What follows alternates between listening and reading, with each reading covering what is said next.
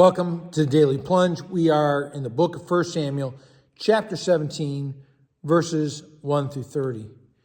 We are at the well-known story of David and Goliath. The battle lines are drawn, right? Israel and the Philistines on each side of a valley. And the Philistine champion comes out. It's Goliath. He is 9 feet tall and 9 inches. Okay? He's humongous.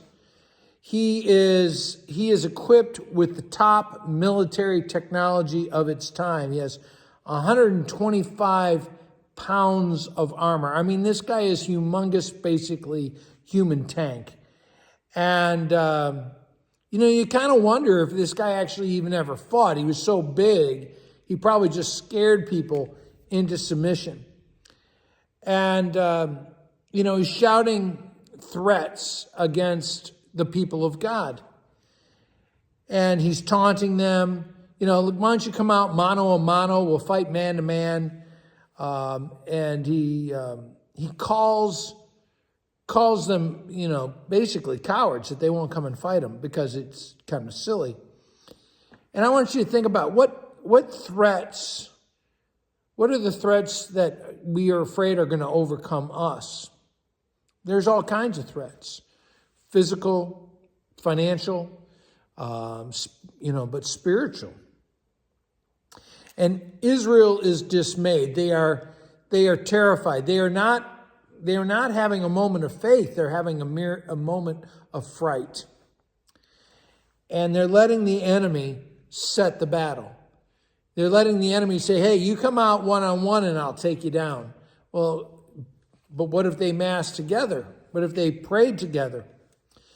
And so along comes David, the youngest of his sons, bringing some food. It's kind of funny. He's bringing 36 pounds of grain, 10 loaves, 10 cheese wheels. And when he shows up, the army they're not, his dad said, go find out what's going on with the fighting. But he goes there and he finds out what they're doing with the hiding. They're not fighting. And Eliab, the oldest brother, by birthright, he should have been the most blessed. And he accuses David of just messing around, right? And you can imagine David, he's ruddy, he's good looking, he's probably gets away with some things because of his good looks. And Eliab accuses him of being conceited. And, he is hanging around the palace, after all, as a leader player. And about this time, Goliath shouts out his usual defiance, his mockery of God. And again, Israel, which should be filled with faith, instead is filled with fright. And they fled. They are filled with great fear. And it's announced that Saul says he'll give his daughter in marriage and tax-free family. That's a great thing right there, huh? What does that say? Even back then, taxes were a burden.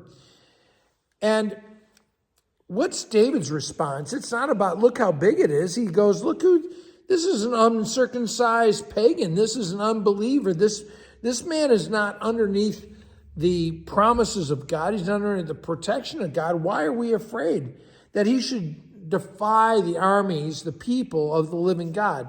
That he should defy us when we have God's strength and power.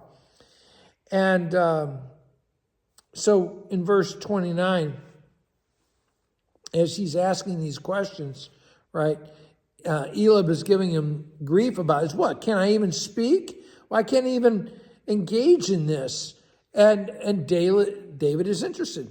And we're going to stop there. I think the big thing I would come away with is that, David's a teenager. He thinks he's invincible. He has this bravado from being a teenager.